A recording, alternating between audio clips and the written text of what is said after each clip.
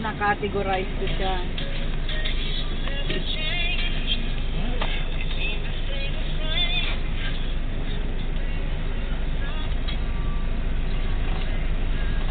Thank you for the wonderful meal. Happy tummy again. Everything is fresh. Thank you, happy tummy na naman kakakita. Ang sarap talaga ng mga seafood, no? Ang sarap talaga pag sariwa. At saka nakakatuwa yung concept nila. Tuwa ako. Kaya buti nga, ganyan na yan ngayon eh. Kasi siguro hindi tayo mukhang ano eh. Nung kasama ko si Lechong, alam mo naman na Lechong, mukhang ano yun eh. Na ano eh. Nagkakagulo sila dyan. Oo nga. Dito na ho kayo, dito na ho kayo. Gagagawan niya. Yung malapit sa Buffet 101, di ba naman yun eh? Ganon din yun. Same concept.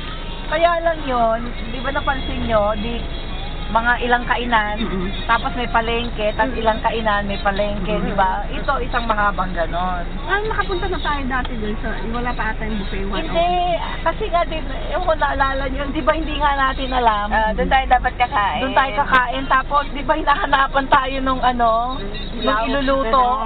Sabi namin, ano klaseng restaurant to? Di ba hindi natin naintindihan, no? Na ganun pala yung ano nila. Tapos galit na galit pa ako, no? Ano klaseng restaurant kayo? Pero at least dito na-discover natin yung Buffet 101 dahil Ano ba yun? Yung nagpunta tayo noon? Yung pala yun. Ganun pala yun. Ano yung mga nakaano na yun? Tama rin?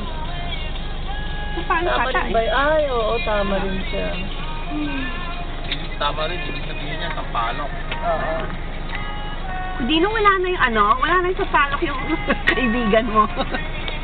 Naabangan nga din nila eh. Oo. Masarap eh.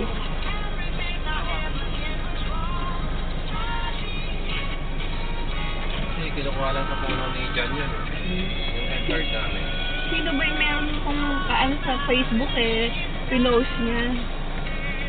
Mangga naman, kailan lang sila nag-harvest eh, dun sa Gordon Heights nakatira yun eh. Mangga yung puno nila? Oo, ang Sarap dami. naman nun. Ilang palanggana yun, tapos ang taas-taas niya.